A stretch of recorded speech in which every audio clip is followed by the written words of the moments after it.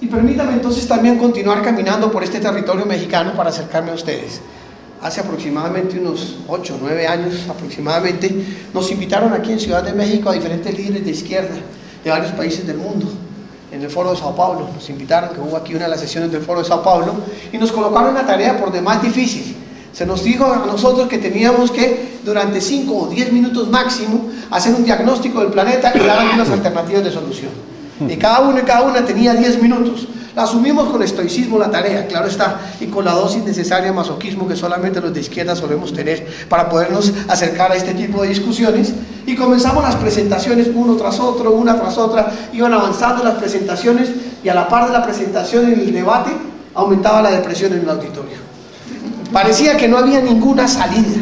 Escuchamos allí todas, absolutamente todas las preocupantes proyecciones de Asia con los temas de la degradación ambiental, no se diga la economía china, la economía de la India, que no se diga la violencia y la miseria en África, que no se diga la pobreza en Asia, la pobreza, la miseria, la violencia y la impunidad de América Latina, y parecía que no había ninguna salida. Como que nos tocaba entonces casi que agacharnos ante la depresión y no decir absolutamente nada más. 2 días y medio en aquella tarea. Cuando de pronto, el tercer día, a las horas de la tarde, después del almuerzo recuerdo mucho, asomó la cabeza al salón, en un salón bastante grande, estábamos unas 700, 800 personas, y asomó la cabeza así al salón, gente de todo el mundo allí, y asomó un personaje por demás curioso, muy curioso.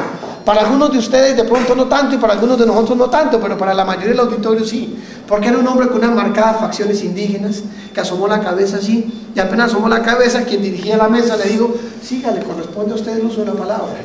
Ingresó muy asustado con un sombrero, me parece estarlo viendo, su maletica de cuero, entró allí, colocó la maleta muy tímido, asustado, miró así, y le entregaron el micrófono, Germán Yucra, indígena parlamentario boliviano, indígena aymara. Cuando él tomó el micrófono estaba muy asustado, pero muy asustado. Yo siempre he pensado que por 2 razones fundamentales.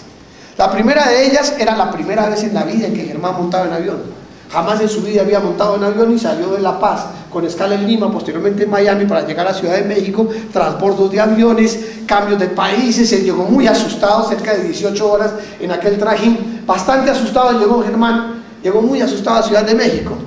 Y la segunda razón, porque cuando el avión hizo escala en Miami, los servicios de inteligencia norteamericanos, que a veces no son tan inteligentes, lo confundieron con Evo Morales y lo tuvieron preso durante 6 horas en el aeropuerto de Miami, y Germán llegó muerto del susto allí al lugar. Y dijo así, yo remedaré la voz de Germán. El otro día me dijo: pues me dicen que andas hablando de mí, ¿no? Pues seguí haciéndolo. Con que andabas hablando de mí, seguía haciéndolo. Y Germán comenzó diciendo la siguiente forma: pues nosotros venimos de una revolución muy joven.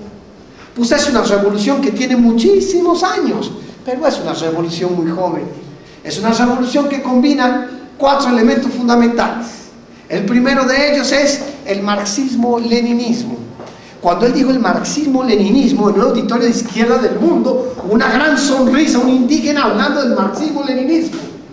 Claro, algunas sonrisas postergadas, ¿no? Porque mientras la traductora del alemán, una señora que apareció una nevera en 9 pies, hacía la traducción, entonces ahí eran postergadas las sonrisas. Pues el segundo elemento.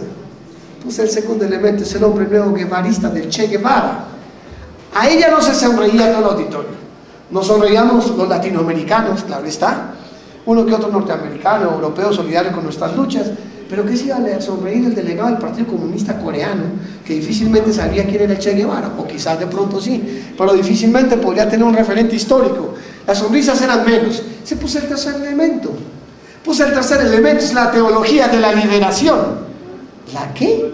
La teología de la liberación ante el auditorio de izquierda del mundo. La teología de la liberación. Por allá atrás se sonreían los portuarios de Sao Paulo, de Río de Janeiro, quizás de pronto los grupos cristianos de base, los chilenos, uno que otro camilista colombiano que habría por allí sentado, pero ya casi nadie se sonreía. Y se puso el cuarto elemento. El cuarto elemento es la cosmovivencia andina. ¿La qué? La cosmovivencia andina. Silencio total en aquel salón. Silencio total. Y en ese instante entonces Germán miró con esas miradas pícaras, profundas, milenarias, llenas de suspicacia que tienen los pueblos indígenas, miró a todo el auditorio y dijo, pues yo veo que aquí hay mucha perplejidad. Pues yo les voy a explicar. Y continuó diciendo, pues nosotros somos agua y somos tierra, porque nosotros somos el territorio. Y para nosotros no hay nada antes que el territorio, por lo tanto no hay nada antes que nuestra propia relación y vivencia con el territorio. Por eso para nosotros el pensamiento más importante es el de los abuelos de nuestros abuelos, que será la resistencia de los hijos de nuestros hijos. Claro que nosotros no desdeñamos el otro pensamiento, también los escuchamos, pero siempre lo miramos desde nuestras raíces, desde nuestro ser agua, nuestro ser tierra. Pero hace como 500 años vinieron algunos y nos cambiaron la religión. Y nos cambiaron el idioma. Pero afortunadamente después vinieron los hermanitos menores de la teología de la liberación y nos ayudaron a cargar la cruz. Pues por eso los queremos. Por eso queremos la teología de la liberación. Y pues cómo no vamos a querer al Che Guevara. Si el Che Guevara se vino allá de Cuba a morir en nuestra tierra boliviana, él murió allá en Bolivia peleando, pues también queremos al Che Guevara. Y ahora miró con una ironía, pero una ironía profunda al auditorio y dijo, y bueno, pues si ustedes dicen que hay que meterle marxismo-leninismo, pues también le metemos marxismo-leninismo, también se lo metemos. Y eso que parecía una ironía, una herejía profunda ante el auditorio de izquierda del mundo, no es nada más que la realidad de América Latina. Una América Latina que lleva años, que lleva milenios tratando de entenderse en sus propias raíces.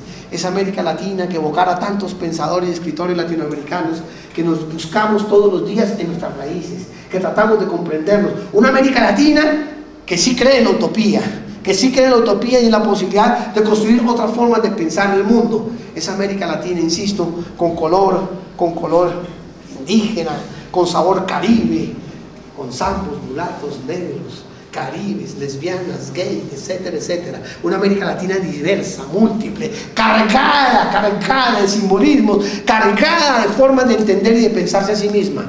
Pues nosotros somos agua y somos tierra. De ahí partimos entonces en esta discusión inicial.